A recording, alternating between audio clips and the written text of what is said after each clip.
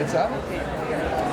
Okay, Tony, you talked to us about this wonderful new insight and intervention, or very ultra early intervention in autism. Could you tell us a bit more? Yeah, I can. So this is something that's very new that we wouldn't have thought possible 10 or even 5 years ago. So we're doing a parent-mediated intervention with infants at family risk. These are infants who have an older brother or sister with a diagnosis of autism, and at 10 months of age, 9 or 10 months of age, we have weekly therapy sessions with the parents, therapists working with the parents to help them notice new things about the way their infants communicating, to be more responsive, to be more synchronous, and then we measure outcomes 4 months after the beginning of treatment, and the treatment finishes, and then 1 year and 2 years later, we can look and see if that parent-mediated intervention from as early as 9 months of age makes a difference for children's outcome. And what we find is surprising but positive. It's a very modest study. The sample size in the trial was only just over 50, so we find some positive difference.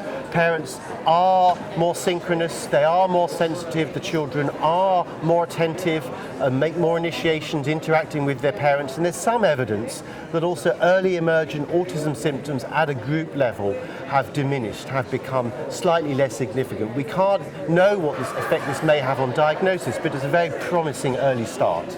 So you showed us that some of those early screening rely more and more on eye tracking studies. Do you think there is room in the future in specialized clinic for eye tracking device? Will be that part of the procedure like ADOS? Well, I think that's something that people are very interested in, and I think if anyone says definitively yes, that's too premature. One thing we're currently doing in a paper that's just under review is we're looking at whether or not if you add the eye tracking or in fact the ERP measures onto the behavioral observation, this thing called the Autism Observational Scale for Infant, does that improve the prediction of 7-year outcome?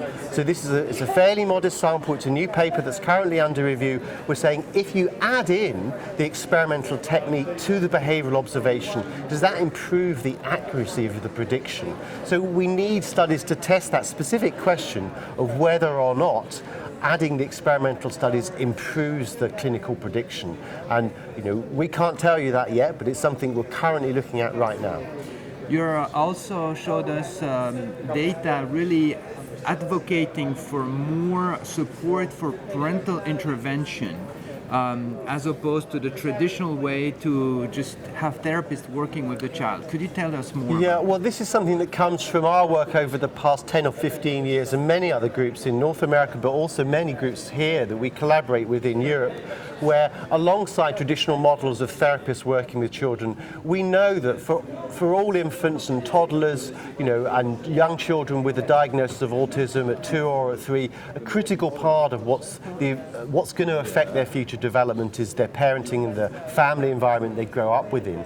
So it's a very efficient way of thinking about how to maximize therapy input by working with parents. So in many studies we do weekly or fortnightly sessions, but then parents can practice these interactions every day, both in playtime with their children, but also be using those techniques at meal times and bath times in everyday interactions. So you build some of that environmental change and the difference you're making to the context in which the children's communication is developing into their everyday routine, which is very hard and very expensive to do with therapists, and much more natural context in which to bring that. So it's seen as a much more efficient model, and certainly I think many of us would say that even if you have therapists working with young children with autism, you should be working with the parents. It empowers parents, it makes them more confident, and it's going to add to the impact on the child. In a new study, we're also working in kindergarten and nursery and school alongside working with parents to test if that makes the intervention even more effective, because you're working outside the home as well as in the home.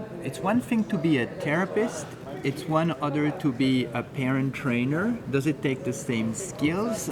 Do we have to develop new skills as psychologists or NDs to train parents? Well, I think that's, I have to say, the therapists in our study are speech and language therapists, so who many of whom for years and years have worked very closely with sort of therapists. So that's the sort of model that they're very sort of used to.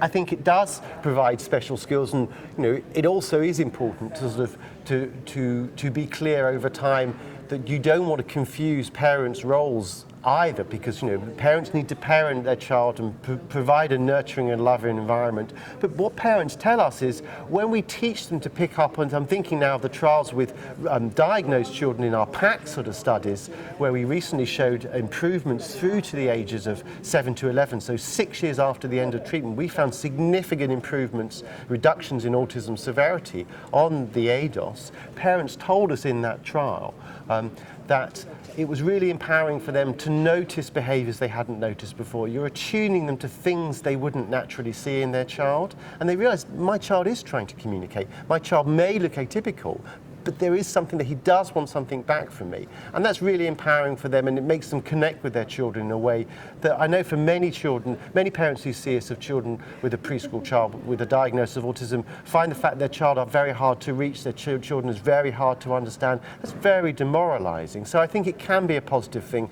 but you're also right to bring up the fact that you don't want role confusions. Parents are parents first and not therapists. Tony, thank you so much for being with ESCAP and bringing hope for those families affected with autism. Sure, it's been a pleasure and my honour. Thank you, Stephan, for inviting me.